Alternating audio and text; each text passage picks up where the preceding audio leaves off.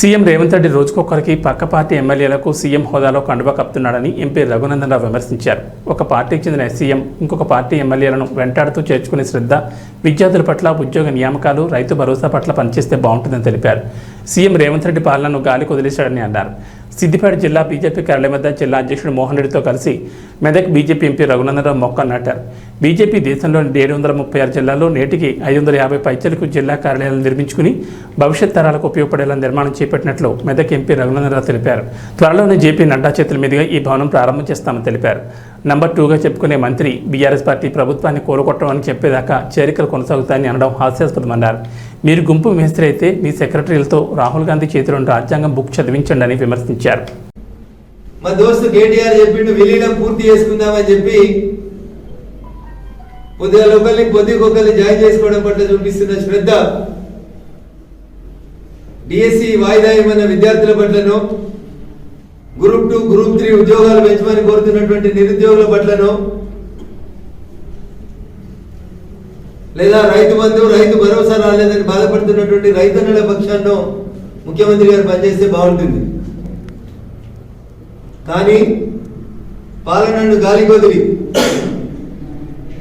ఇంకొక ఆయన నెంబర్ 2 ఉన్న మంత్రి అని చెప్పుకున్నాడు. ఆయన ఒక ఆయన చెప్తాడు, టిఆర్ఎస్ పార్టీ అట, బిఆర్ఎస్ పార్టీ అట, కాంగ్రెస్ ప్రభుత్వాన్ని కూలదోయము అని చెప్పేంత దాకా ఈ వలసలు కొనసాగుతాయంట. ఆయన గెలిచింది వైఎస్ఆర్సీపీలా, జాయిన్ అయింది టిఆర్ఎస్లా. టిఆర్ఎస్ని బీఆర్ఎస్గా పేరు మార్చినాక దాన్ని ముంచి కాంగ్రెస్లోకి వచ్చి ఇవాళ నేనే నెంబర్ 2 అని చెప్పుకుంటున్నటువంటి ఆ గౌరవ మంత్రివర్యులు చెప్పినటువంటి వ్యాఖ్య, బీఆర్ఎస్ పార్టీ వాళ్ళు మా పార్టీ ప్రభుత్వాన్ని కూలగొట్టము అని చెప్పేంత దాకా ఈ చేరికల్ని కొనసాగిస్తాడట. నేను అడుగుతున్న రాష్ట్ర ముఖ్యమంత్రి గారిని, ఇట్లాంటి ప్రకటనలు ఇస్తున్నటువంటి మంత్రుల్ని దయచేసి వెంటనే బర్తరఫ్ చేయండి. రాహుల్ గాంధీ గారు చేతిలో పట్టుకొని తిరుగుతున్న కాన్స్టిట్యూషన్ ఆఫ్ ఇండియా అనే పుస్తకాన్ని ఒకసారి దయచేసి చదవండి. మీరు గుంపి మేస్త్రి అయితే మీకు అది చదివితే అర్థం కాకపోతే పక్కన ఉన్నటువంటి మీ సెక్రటరీలతో చదివించుకొని వేరే పార్టీ బీఫా మీద గెలిచిన ఎమ్మెల్యేలకి ముఖ్యమంత్రి కండువా కప్పకూడదు అనేటువంటి నియమాన్ని పాటించండి, ప్రజాస్వామ్యాన్ని పరిరక్షించండి అని చెప్పి ఈ సందర్భంగా ఈ రాష్ట్ర ముఖ్యమంత్రికి నేను హితవు పలుకుతా ఉన్నాను.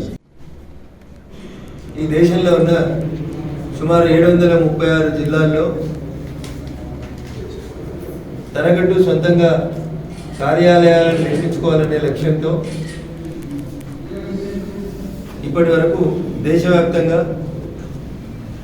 దాదాపు 550 పైచీలకు భారతీయ జనతా పార్టీ జిల్లా కార్యాలయాలను తమ సొంత స్థలాల్లో నిర్మించుకొని భవిష్యత్ యువతరానికి మార్గదర్శకంగా ఈ భవనాలు ఉండే రీతి లోపల పట్టణాలకు కొంత దూరమైనప్పటికీ భవిష్యత్ అవసరాలను, పెరుగుతున్న జనాభాను దృష్టిలో ఉంచుకొని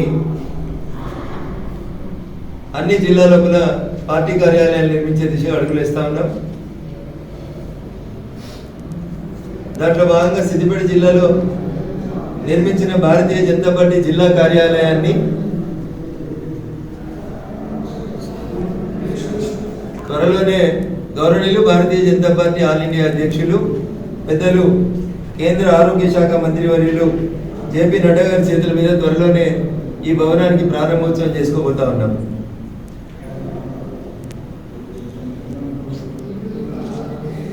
కార్యాలయం అంటే ఏదో ప్రెస్ మీట్ల కోసం కాకుండా ఒక మంచి లైబ్రరీ,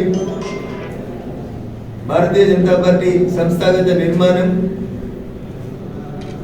పార్టీ భవిష్యత్తులో అంత్యోదయ కాన్సెప్ట్ కోసం, పేద ప్రజలకి చేరువవడం కోసం తీసుకునేటువంటి అన్ని కార్యక్రమాలని ఇక్కడి నుంచే భవిష్యత్తులో నిర్వహిస్తామని తెలియజేయటకు సంతోషిస్తా ఉన్నాం.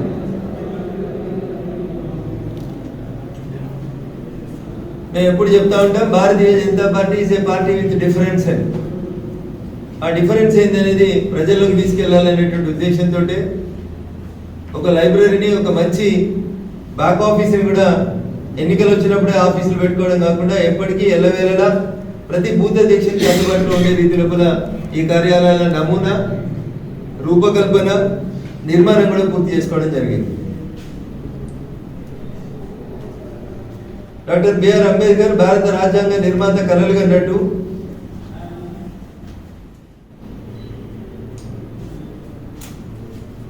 భారత ప్రజాస్వామ్యం పరిడవిల్లాలని మేము కోరుతుంటే కాన్స్టిట్యూషన్ ఆఫ్ ఇండియా పుస్తకంలో ఎన్ని పేజీలు ఉన్నాయో తెలియని కొంతమంది పెద్ద మనుషులు భారత రాజ్యాంగం మీద ప్రమాణం చేసినామని చెప్పినటువంటి ఈ రాష్ట్ర ముఖ్యమంత్రి మరి ఏ సెక్షన్ చెప్పిందో నాకైతే తెలియదు, భారత రాజ్యాంగంలో ఏ పేజీలు ఉందో నాకు కూడా తెలియదు. కానీ రోజుకొక పక్క పార్టీ ఎమ్మెల్యేకి ముఖ్యమంత్రి హోదాలో కండువాలు కప్పుతా ఉన్నాడు. సమర్థించుకోవచ్చు, నేనే పిసిసి ప్రెసిడెంట్, ఇంకా కొత్త పిసిసి ప్రెసిడెంట్ రాలేదని. But it is very unfortunate, ఒక పార్టీ మీద గెలిచినటువంటి ఎమ్మెల్యేలకి ఇట్లా కండువాలు కప్పితే వాళ్ళు సభ్యత్వం కోల్పోతారని ఇమ్మీడియట్గా వాళ్ళ సభ్యత్వాన్ని రద్దు చేయమని మొట్టమొదటిసారిగా పార్టీ ఫిరాయింపుల్ని ప్రోత్సహించిన సందర్భంగా కోర్టులు చెప్పినాయి. ఒక 2-3 సంవత్సరాల క్రితం కర్ణాటక హైకోర్టు కూడా చాలా స్పష్టంగా ఒక జడ్జిమెంట్ ఇచ్చింది. ఒక పార్టీకి సంబంధించినటువంటి ముఖ్యమంత్రి ఇంకొక పార్టీకి సంబంధించినటువంటి శాసనసభ్యుల్ని వేటాడుతూ రాష్ట్ర శాసనసభ సమావేశాలు ప్రారంభమయ్యేసరికి 2/3 మెజారిటీ రాత్రి మా దోస్తు కేటీఆర్